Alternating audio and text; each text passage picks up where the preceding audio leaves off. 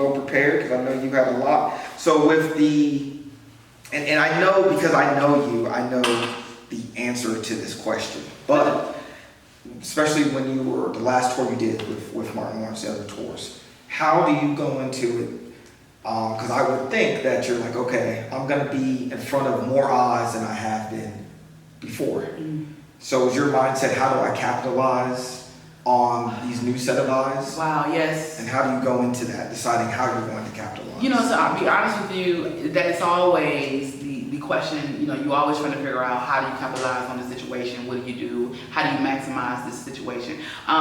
You know, only thing you can do is one, be your authentic self, you know, make sure that you relay your social media information because that's very important. I will also say this, anybody, no matter if you're in the industry, a business owner, if anything that you're trying to sell, any kind of product, anything, make your social media easy to either remember or spell.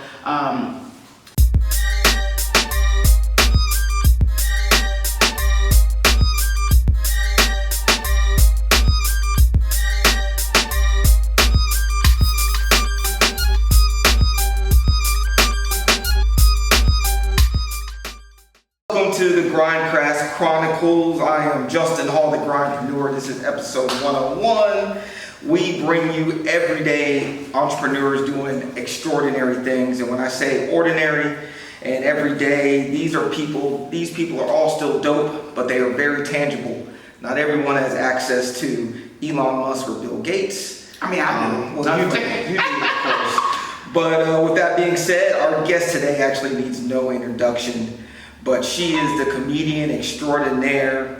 She has toured with some of the biggest stand-up comedians in the game. She has appearances in Netflix Sextuplets, Showtime's One Crazy Christmas. She is former co-host of TV One's Sister Circle and is featured in Bill Bellamy's Who Got Jokes. She has over 187 hours of syndicated network television under her belt. She is an entrepreneur on and off the stage. She is the owner of this wonderful location we are in right now. So without further ado, Kiana Dancie, thank you. Give it up for the Kiana. Oh, hold on. Yes, you have to say that because it's only me. It's just one thing, the Kiana Dancie. Yes, Welcome. Thank you. Thank you for having me. I am so glad you could fit me in. I mean, you know, the girl is busy, but I was here on time, let's be clear. My mother kept saying, you late, but let me tell you this. I beat you, the host. So that means that I was on time. You were very on time. That is my fault. So thank you. So everybody else that will be on the show, no, I may be 7 minutes late. Oh, what's the 7 minutes? That's your number? That's just my number. That's a blessed number, though. Yeah, it is. That's I don't know why I try to keep it at that 7 minutes. Yeah, somebody should Google the angel number 7. It's a blessed number, though. That I know. Google and leave it in the comments below. Please do so. Yes, and we will share. But welcome. Thank you. Thank you. I kind of want to get right into your story. Unlike some of the other entrepreneurs that we have interviewed here, you are multifaceted. Not like they're not, but you are definitely multifaceted. And because you've managed to work the entrepreneur game on and off the stage, because if you don't know, being an entertainer is hard. Yes. Stand-up comedy game is hard. Yes. You and I both know. Full disclosure, I used to actually manage a comedy club. Yeah. So I know most stand-up comics are working for chicken wings and a half-off drink. Yep, and exposure. Exposure. So it is hard to feed your family that way, but you've managed to do it that way and off the stage as well. And let's be clear, when I first started, it was all about the hot wings and the half-off drinks and this, that, and the other. But when I came into the game, I was working full-time. I worked for Samsung Telecommunications. So when I was actually dared into doing stand-up, I would invite my girlfriends over, and of course, we would drink and have a good time at the house, right? And I would tell my stories, and then they would say, girl, these stories are hilarious. You need to tell these on stage. And I was like, really? So they wanted to laugh at my misery, because I would tell them about my breakups. And then, so I was there to do open mic, and I did it, and the people didn't throw me out, and they didn't throw tomatoes at me, so I said, hey, I must be... That's a win. That's a win. Yeah. And so I started doing stand-up. So that was going to be my question. Sorry. No, you're fine. The stand-up part. Did you always have this bug? Were you a funny kid? Because you're from Cleveland, right? I'm originally from Cleveland, Ohio. Shout out to Ohio Buckeye. But let me tell you something. I'm a Georgia girl. I'm a Georgia peach. I go home when people get married or buried. I tell my family, you want to see me, you better be in a dress or box. I love it, but you know, it get cold up there. I wouldn't say that I was a funny kid. I will say that I was an entertainer. My mother kept me involved with a lot of things. I mean, when I say modeling, African dance, I was a tap dancer. Actually, funny thing that you don't know that's not in my bio, I was a chess player. I played chess. Yeah, I played chess. Listen, let's be clear, I didn't win no competition, but my mother definitely, pressed me to stretch myself with some things that's not typical of me. So hence the tap dancing, hence the chess playing. And I was such an entrepreneur even then and entertainer. I would sell rocks. Baby, let me tell you something. I would go somewhere through the community. Like crack rocks? Come on now, wait a minute. I'm from Cleveland, but I know myself drug dealer. When I say rocks, I would go to the beach and get nice, pretty, shiny rocks, decorate them or, shine them up. And I would sell them. And people, I don't know if people bought them because they felt sorry for me or bought them because the rocks was that pretty, but I did. I sold them. And if they didn't buy them, I would dance for them. I was like, get these rocks. So yes, stand up. I wasn't a funny kid, but I definitely had a sense of a personality that was entertainable. I entertained people, and I used humor to do that. So the stand-up bug or the stand-up career, you were well into adulthood, I would say. Yes, certainly.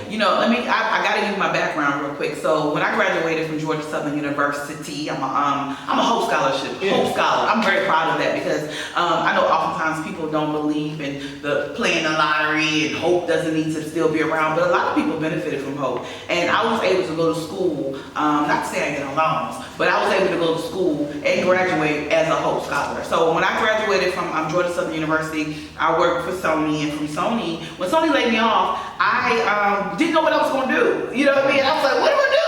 And the job actually was moving to California, and I knew at that time I didn't necessarily want to go to California because I'm a mama's girl, and I didn't want to leave my family. So then I got the great opportunity to move to Houston, and that was by way of working for Samsung. So I was older. I was about 24 when I first moved to Houston, and yes, so I was older when I started doing stand-up, but it was a blessing. Okay, because I know, like many of us, myself, hell, I still, like I tell everybody, I still have the 9-to-5, which funds all these other things and my consulting career, but like many of us after college joined the world of corporate America.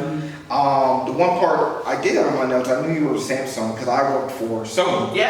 But I did not know that you were laid off from Samsung. Yeah, I was laid off from Samsung. Let me tell you how that conversation went. It's shady. So they called me. So first of all, when I moved to Houston, I wasn't really sure that I wanted to do it. So I went to Houston. I went because I had family there. My mother was like, go to Houston, you have family. In California, you don't. So boom. So that's kind of what really made my decision to move to Houston with Samsung. And it was a great opportunity for me. I ran the 4th largest market, which was Houston, Texas. I worked for their telecommunication division, which is cell phones, right? Hence the connection to this.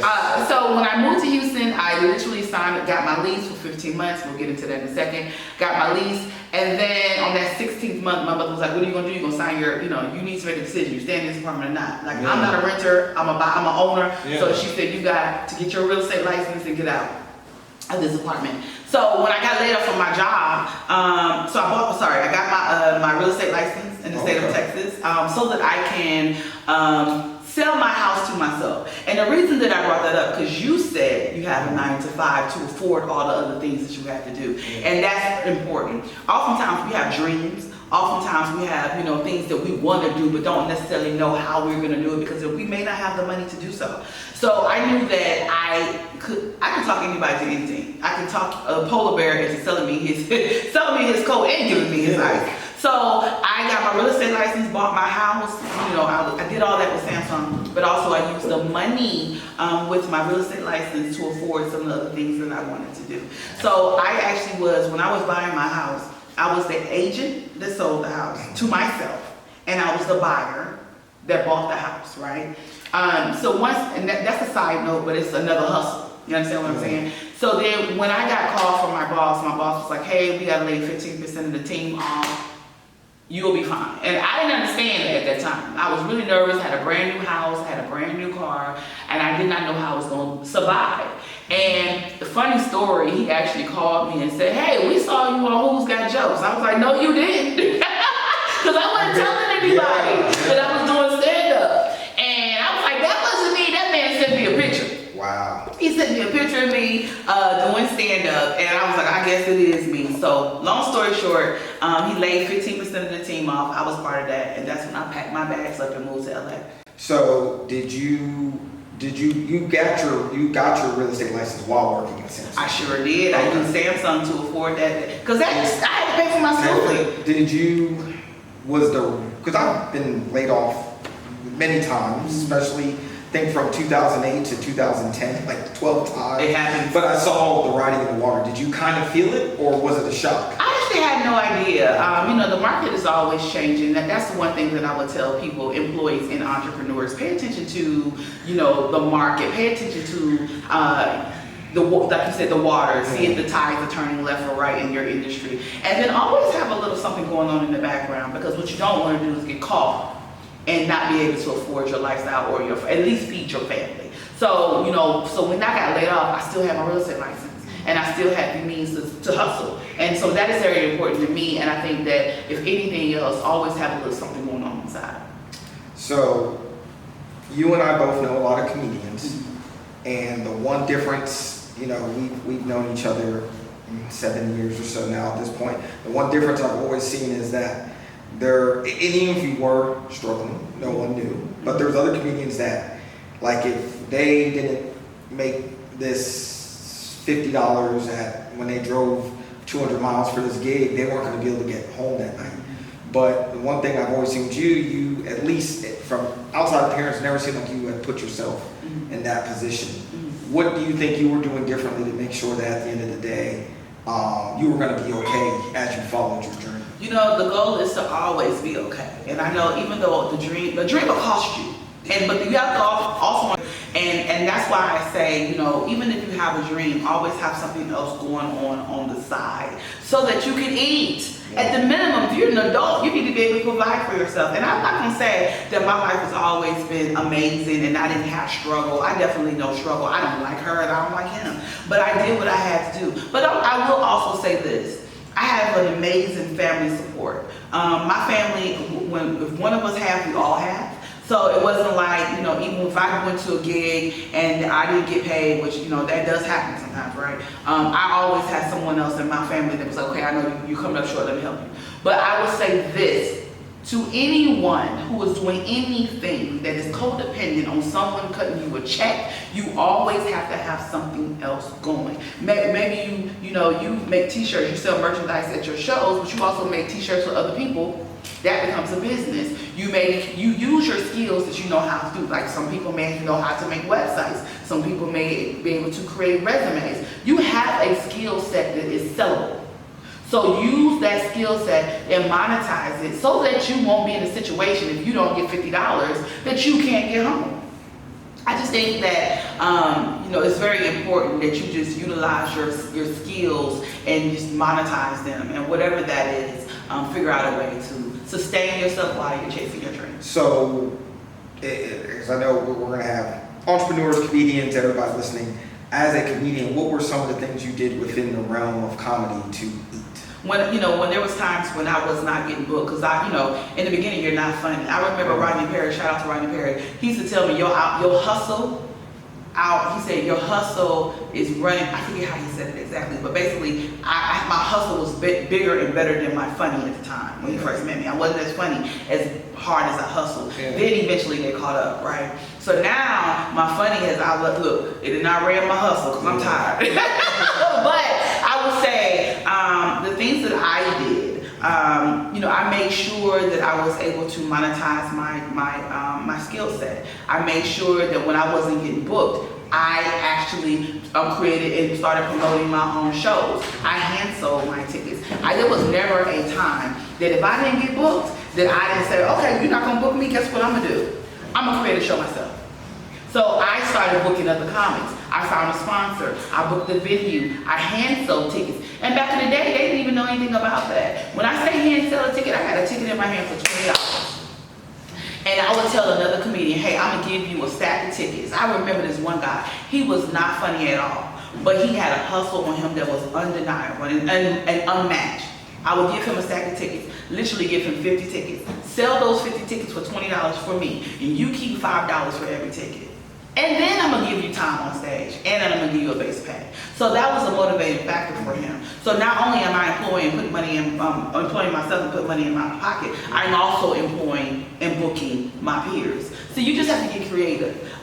Things have changed a little bit now in the industry. I've been in the game for a while. The industry has changed. Now you can make money on social media. Now you can book shows on virtually. Now you can become a content creator. And there are people who are making $10, $15, $30, $40, $50,000 a month online in front of their camera at home.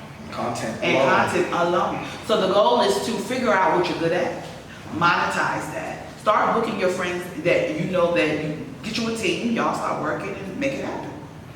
Did you ever do merch? I don't remember ever. I did do merch. I did DVDs, I did CDs, I did t-shirts. And I would tell you, it's a little overwhelming, you know what I mean? Because you get stuck with certain sizes, you get stuck with, everybody don't want it. And then we're in the place and then I'm like, when the last time you heard somebody say my DVD player? And I'm like, what? So, now, you want to buy this hard drive, So it's like, gotta buy my download. So, I still have t-shirts and DVDs, but I would say, you stay with the trend, watch the market, and create a product or something that people want. And right now everybody on masks, or maybe not. Yeah. Let me get a hold of these shots, baby. I'm gonna shoot these. I'm gonna keep saying shot. Yeah. Well, it depends on where you live. We're in Georgia right now. So. Some people wear masks. Yeah. That's true. Because that lab been wide open. It never shut down. Never. People. That's what I had friends planning bachelor party. We were going to go to Vegas, but it's shut down, so we're going to go. We're going to do it here, which is insane. Yeah, crazy. That's neither here nor there. So when you would do that, you didn't do merch. So what things did you find that worked for you, like besides the selling tickets? Mm-hmm. Was it booking the other shows or booking other comics? What worked best for you? Sometimes I didn't book people based on how funny they were. I book people based on their network. Because if you have, I didn't understand if you weren't able or willing, there it is, willing to sell tickets. You're selling tickets to people who support you. I'm not asking you to go support or to sell tickets to people who don't know you or don't support you. In your network, you should have at least 10 people that want to buy a ticket from you. So I will give them a handful of tickets. All I need you to do is bring me back what you sold, but at least make the intent. So if you sell 10 tickets and I'm telling you to sell them at $200, that's what, $200? I'm sorry, $20, that's $200. You get 10 times 5, that's $50. You get $50 plus the amount of money we agreed that I'm going to pay you. So you have ample opportunity to make some money. I would never forget, his name is, start with a J, I think his name is Jason. Jason sold 50 tickets at 20, so 50 times 5, and plus the amount that we agreed on, then he said, I need 50 more. Yeah. So that to me goes a long way opposed to you being funny. Because see, being funny is one thing. But if you can't put asses in the seats, as we say in our industry, you're no good to me. No matter how funny you are. No matter how funny you are. Especially wearing the promoter's hat. Now, that promoter's hat, I do want you to be funny. But more importantly, I need people in the room so that you can entertain those people. Yes, use your funding. So what was the first big tour you did? Wow, first big tour, it's interesting that you would even ask me that because I actually won a contest to open for Cat Williams in Houston, Texas. I was not ready. They told me I had 7 minutes and they would pay me $1,000 and I beat all the vets in Houston. I killed it. And then I did a show at the Reliant Arena, I think it was in Houston, Texas. 7,000 people. Wow. This is my first time ever doing stand-up in front of that many people. I mean, I had maybe been in front of 50 people, maybe even 100, but 7,000 people, and I had to do 7 minutes. By the time I got to 5, I was like, where the ladies at? Where the ladies? I didn't have it, but I got my $1,000. So that was the first big tour, but first big show. Now the first big tour I was on I opened for Earthquake. Traveled all over the country with Earthquake, learned so much from him. He actually stretched me a lot. Earthquake would do this. He would send you to the club or the venue first. And because I was opening and hosting for him, it was a 2-man show, he would take his time. And because I didn't have that much material at the time. And when I tell you, he would leave me there to the point where I was counting the dots on the wall. But that stretched me. It required that I, one, found material, write more material, learn how to work the crowd, learn how to, you know what I'm saying, read the room, whether, you know, what's working, what's not working, you know what I mean? And then when he came, I had to make sure the energy was so high in the room for him so he could just walk in. But that, again, that takes time, that takes, you know, effort, and it takes patience to be willing to do that, because sometimes when you're in front of a crowd and they're like not laughing, you're more than likely going to retreat. But because he forced me and I had to stay there because I couldn't come down until I knew he was in the room. And I learned so much about myself and also about my craft. How did you land that particular? You know, I don't even know how I got that show, that gig with him. But, you know, Quake is really good about giving guys, college, young guns, you know, the opportunity to just go out with him. I think right now he's, I don't even know the young man's name, but he's out with a young man, Spencer Neal. He's out with Spencer Neal, and Spencer Neal's out with him, and he's killing it. But he gives us a lot of young guns and opportunities to be on the road with him. And then, you know, from there, I did, you know, Country Wayne, I did Just Hilarious. The last huge tour that I was on prior to pandemic was Martin Lawrence. Okay, that's right. Yep. And do you know how did you get that? Well, you know, by way of Gary Abdo. Oh, you know, Gary is an OG in the game. Like, so if anybody know, if you have not, there's a couple people in the industry that you must know if you are a stand-up comedian. For starters, since I brought his name up, is Gary Abdo. Gary owned the original Uptown Comedy Club here in Atlanta, Georgia, over 25 years ago. And then he owned the second Uptown Comedy Theater, Comedy Club, and now he owns Atlanta Comedy Theater. He's been in the game for 30 years, so he's really good. He's produced Bounce TV, Off the Chain. He's really good about plugging me into places, and it may even been Quake that I got that gig through Gary. But there's another person you must know. You must know Tina Graham. She's like the queen of comedy. If we say in our industry, if you never slip on queen of comedy, of the queen of comedy, Tina Graham's couch, you ain't really a comedian. And then there's what's his name? Bob. I don't know the man's name. I know his name, and I don't know his name. Bob. Okay. But he's another one who does a lot of booking. He produced a lot of people. He's the king. They call him Mr. Def Jam. Yep. Okay. Yep. Bob Sumner. Woo. Okay. Yeah. Okay. I was trying to think, who is it? Bob Sumner. Those are the 3 names, and there's plenty more, but those are 3 that you absolutely should know. Yes, indeed. And we got a technical issue. I actually have to pause. 30 to 22:54. Countdown. Episode 101, Grind Chronicles, 3, 2, 1. Great, thank you. So, sorry, I'm going through notes. I'm trying to be well prepared because I know you have a lot. So with and I know, because I know you, I know the answer to this question. But especially when you were, the last tour you did with Martin Lawrence, the other tours, how do you go into it? Because I would think that you're like, okay, I'm going to be in front of more eyes than I have been before. So is your mindset, how do I capitalize on these new set of eyes? Wow, yes. And how do you go into that, deciding how you're going to capitalize? You know, so I'll be honest with you, that's always the question, you know, you always trying to figure out how do you capitalize on the situation, what do you do, how do you maximize this situation.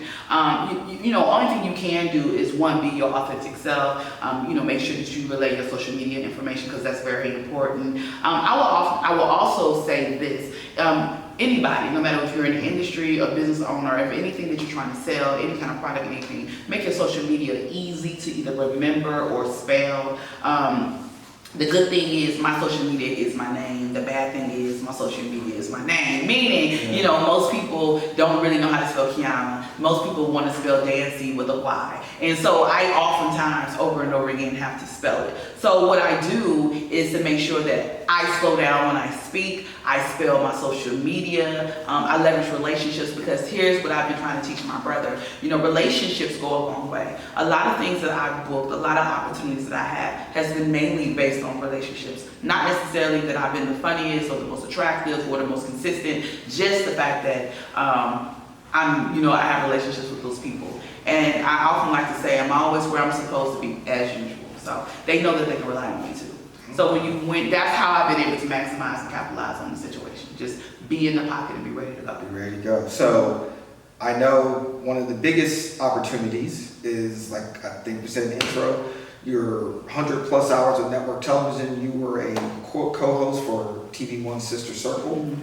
How was that an audition process? Well, I didn't even know I had that many. I don't know if that's a lot or a little. I don't know about the hours, but it was technically an audition process. But let me tell you how that went. Apparently, they were looking for a funny comedian, and I was actually in the process of packing up my bags and moving to LA. So much so that I had a truck due to come pick up my vehicle. I already had my flight picked, paid for and ready to go. I was going to LA, and so the guy called me because I used to do guest spots on this show called Atlanta and Company. Yes. And the producer called. He knew that I had sat in on that show, and he knew that I was a comedian. He knew that I was articulate. He knew that I could kind of talk about, many different topics. I pride myself on being able to speak, know a little bit about a lot of things. Are you coughing? Yeah. You all right? I'm good. Okay. I'm vaccinated. Okay, somebody spray the air. Look at my mama. She petty. She gone? We're gonna spray. The Lysol coming right.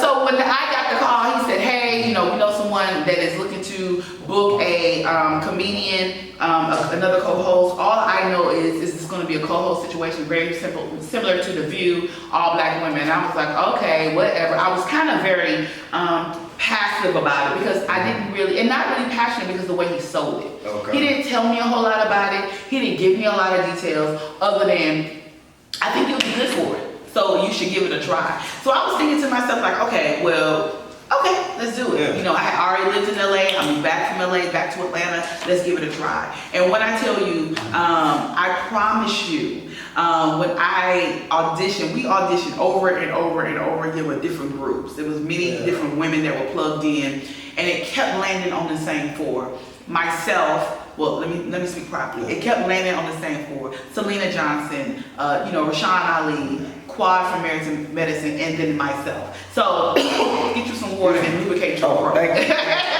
So it kept landing, no matter how many times they plugged different people in. And this went on for, I would say, a couple weeks or so, where they were kind of plugging us all in, trying to see what the chemistry, the on-camera chemistry, because that's very important. And then how did we look, because that was very important. And, I was the funny girl. I was the only blonde girl. So I think I landed that gig and that opportunity just because I was authentically me. And I was not, and also unapologetic. I didn't change who I was. I didn't waver my opinion. I owned my space. Although I wasn't as experienced as being on television as some of the other women were, I still held my own. And I think that was what actually helped me land the gig, because there was a lot of different women. They auditioned hundreds of women. Oh, wow. And I would say about 100. And we all, when that last final audition, after that day, we went out to have drinks, and it was just like, this is it. We don't want anybody else. So we kind of petitioned the producers and said, okay, we don't want anybody else. This is the team. This is the four. I remember we had breakfast right after you landed it. I don't think you had come out publicly, but you had said this is the show, and then you said, okay, so am I going to do home goods? Am I going to do clothes? Yeah. What do I do now to capitalize? Because I got to imagine going from shows, but then going to being seen 5 days a week, definitely upgrade your visibility. Yes. So what was your thought process on how do I capitalize on being seen every day? So I'll be very honest, I don't think I did. It was a very new arena for me. And as I was trying to figure out how to capitalize and maximize that opportunity, I also was trying to find my footing here on the stage, on this platform with 3 other women that I really didn't have a relationship with. The only person that I really knew was Rashawn Ali. And I didn't know her intimately, but I did know her. She's local to Atlanta. Yeah, you're not from Atlanta. Yeah. You absolutely would know, Rashawn at least. So I knew who she was. We had done events together. But as far as me maximizing the opportunity, I think it may have just been a missed opportunity in some capacities because I didn't really know. I was still trying to find who I was. There was things that I was trying to learn as an artist or a comedian on Daytime Talk, which is different. For example, I would never forget, we were talking about abortion and Plan B. And I said, well, if you don't want to be a mother, you can just take a Plan B. And one of my co-hosts automatically was like, oh, so you just telling people to have an abortion. So from that little slight, that little bit reminded me that I have to be very conscious about what I say, and whatever I say, own it. Yeah. So as she said that, I said, no, that's not what I said. What I said was, and I always had to reiterate, for whatever reason, I had to always go back and reiterate what I meant and what I said. And I think that had a lot to do with the fact because I was one of the youngest in the industry on the panel. So I would never forget that particular situation. We went back and forth about me saying, and although I'm a pro-choice, it's never my decision to decide whether or not the mother needs to be a mom or wants to be or has to be a mother. Yeah. I believe it's her choice. I'm not getting into that. But I did say before, and I had to explain to her, and I realized, and this is off subject, but I realized she did not actually understand what a Plan B was.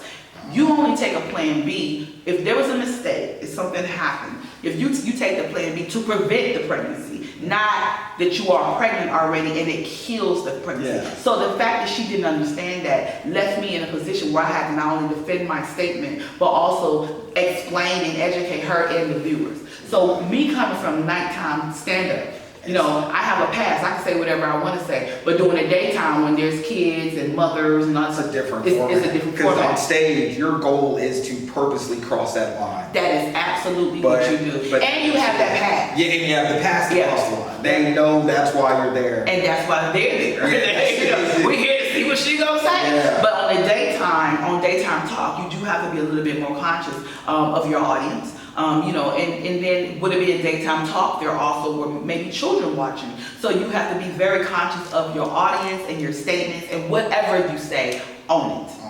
Exactly. Yeah. And be ready. I hate when people say something and then PR come back and we apologize. No, they meant it. Yeah. But PR got on them to turn it around and fix it. You should own it. Yep. I like you were very forthcoming when you said that you probably did not capitalize. I remember and the only reason I ask is because we had a full conversation on what does this mean. So what would you do differently this time around? Wow. For the next. Yeah, I love that question because I've been thinking about that. I'm an author. We have that in common. I just published I just started my publishing company called 3D Media Entertainment Group, where under my umbrella I have my publishing company, I have my entertainment company, I have my production company. I did drop and I introduced my book on air, but it wasn't ready. And when I say it wasn't ready, and my mother keeps reminding me, your life is not over. It's never going to be fully ready. Yeah. The story is never going to be fully done. I absolutely would have really, really, really pushed being the single girl, that brand, because as a single woman, many of us feel like that we're inadequate. Many of us feel like that we've been forgotten, we're less than. I would have really put that together. I should have been doing more empowerment movements. I should have introduced my book and wrote an additional book. It didn't necessarily have to be a tangible product, meaning, dishes or houseware, everything. But certainly I should have been really, I should have dropped the book, started touring with the book and a little bit of comedy and a slash motivational promo. Like we did the shots, we did the drops, we did everything. And then I got called into the office to let me know that I was being replaced. That's TV, it happens, right? Yeah. But then I got a call from a casting agent. She said, hey, your name keeps coming up and we love you and we think that you will be amazing. Would you consider moving to New York for a daytime talk show with, I cannot say her name, but she's an amazing, huge, massive, large model. I'll say that. Okay. And I said, hell yeah! So, and that didn't necessarily come to fruition, but just the fact that my name was in a room that I had never been in before says a lot about what I was doing. I would tell anybody who, just be you. Don't try to be anybody else, be you. Because there's someone that's looking for you. Exactly. Yeah. I would definitely do daytime talking again. And I know you experimented with, and I hope I'm lying to say, because I believe some of this has been released, but with doing some of your own, like nighttime. Yes. I know you recorded.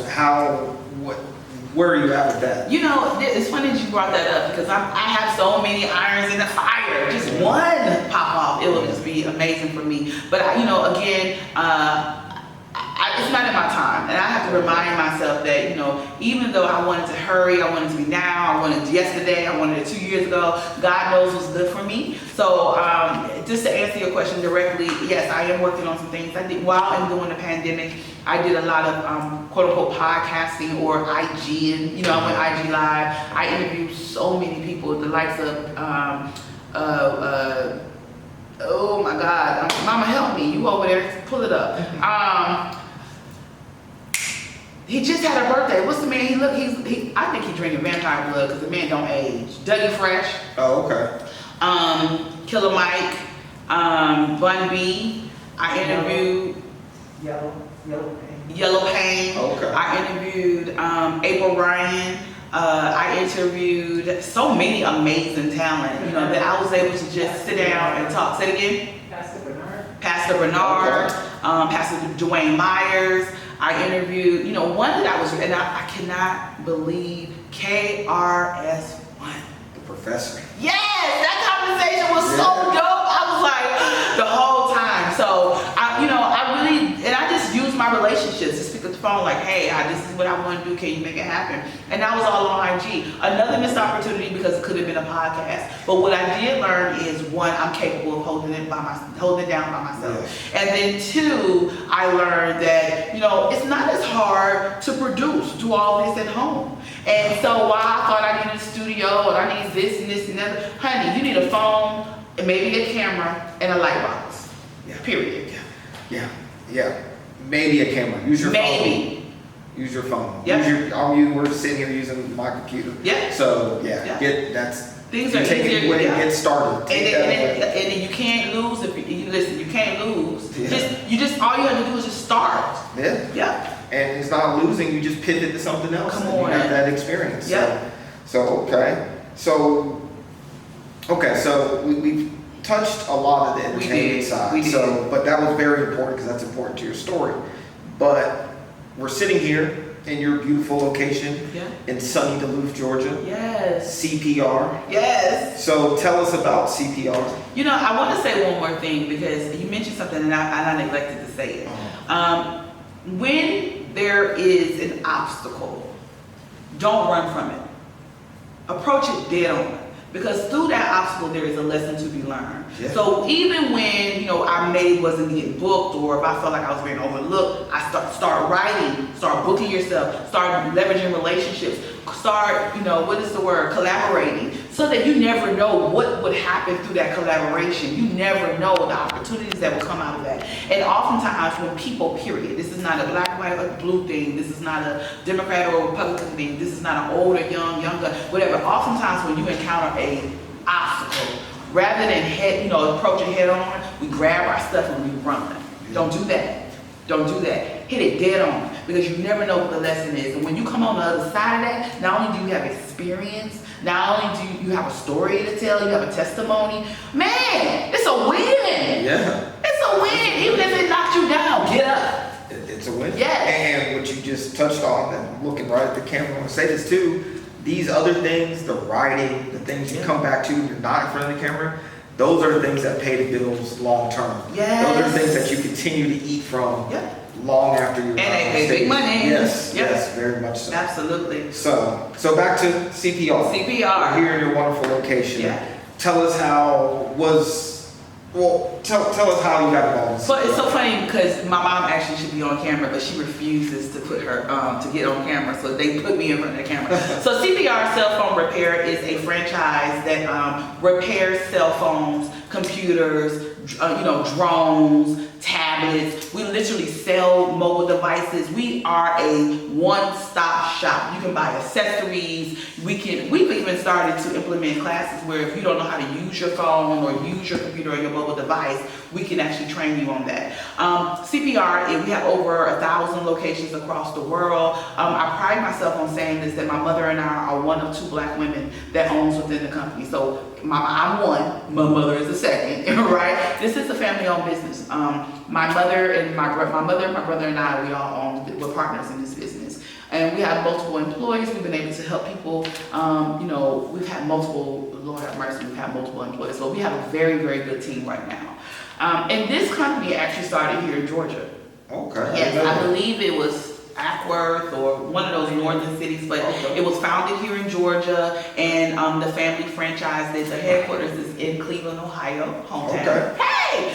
Yeah. Yes, but the story how we got into the business, my mother had back surgery for the 2nd time, and she was laying on her back, and she had made up her mind, like, oh, I want to have my own business, what do we do? Like, we literally went through it. It was like, okay, you want a staffing company? No. You want this? No. You want that? No. And she was working with an entrepreneur coach, and my goal was, Mommy, find something that you want to do, because at this time I'm on TV. Yeah. Find something you want to do, let us know, and then come back and we'll talk about it. I'm the type of person that don't care nothing about the details. Just tell me how much it's gonna cost me and what I gotta do. So she went through the program, she was working with an entrepreneurial coach, and she came back with multiple ideas, and we all as a family agreed that CPR was the one.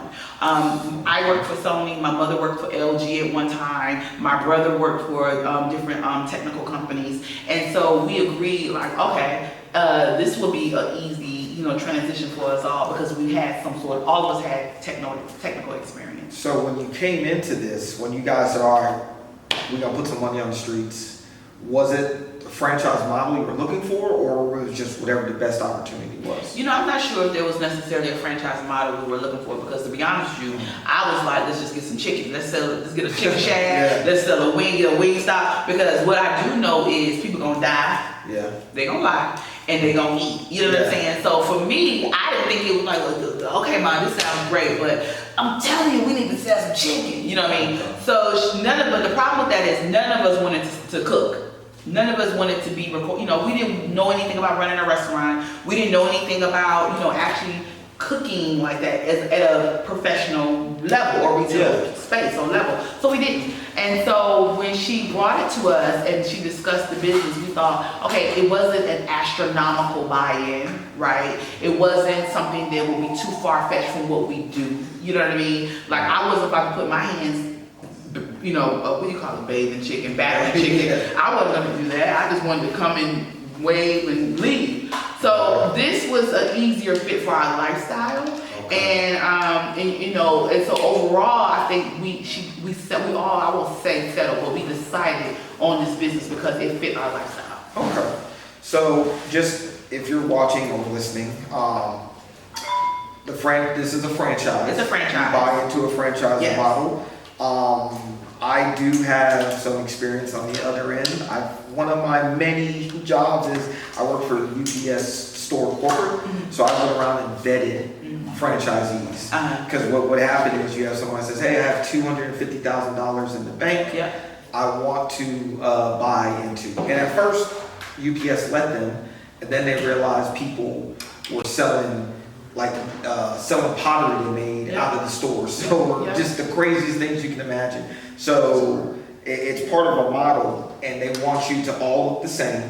And with all franchise models, the good thing is, like if you want to do hamburgers, if you go to McDonald's, the secret sauce is there, it's consistent. They tell you everything you need to do, and that's why people join franchise models, like you are with CPR. What was it about? Because there's other cell phone models as well. Sure. What was it that attracted you to this? I think the greatest thing was the support system. We actually have a CPR cell phone repair school. Okay. So our techs are sent to school. They're certified.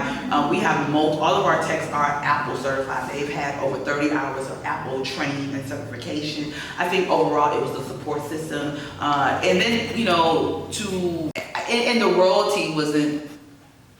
I don't know what's happening here. The royalties were like crazy high. And then, although we did have our own set of challenges, don't get me wrong. But overall, I think this was one that, because we still can't, like in this place, you can't sell, pottery, you can't sell, people, you know what I mean? But here it's the same thing. At every location, ideally, you're going to get the same feel and you're going to get the same experience, ideally. Now, we've been told, this location customer service is terrible, but here y'all are amazing. You know what I mean? Yeah. So just like if you go to a McDonald's on the east side or the west side of the south, somebody on a Saturday, somebody's ice cream machine is always broke, or they're mean or they're rude. So although franchising, you're supposed to have the same sauce, same recipe, but your experience may waver. It may be different based on location to location. Okay. So one thing I try to do with each interview is talk numbers, because there's people, I hate when I'm listening to someone say how to start something again and you never get the full feel.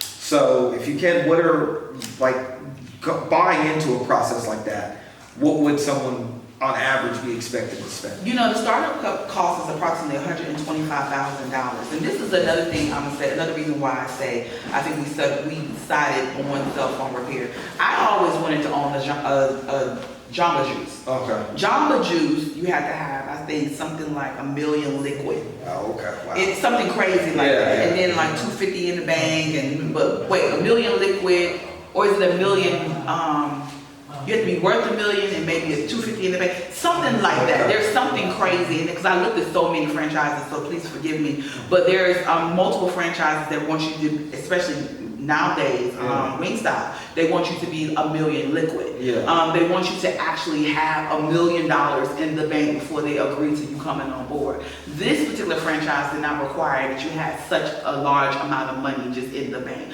But the startup for CPR is $125,000, and that does include a lot of different things, like for the franchise fees, the inventory, furniture, because all of the things that you see in the store, we were able to choose. You know what I'm saying? Like, we want this one, not that one. Like this particular setup, and I know that he shows some B-roll. Yeah. This particular setup, you have the flat, but there's others that have the V-shaped counter spaces. Oh, okay. So we had the ability to choose. Okay. But that the franchise fees and all that is included in that initial start. Now, with that type of that six-figure amount, is that something that is cash? Can you finance it? Can it be financed, that kind of amount? It has to be cash. It has to be cash. Okay. And that is one of the reasons why, as a family, we made it, because again, we're all partners. So my mom and I, my brother, we all were like, okay, this is a substantial, it's a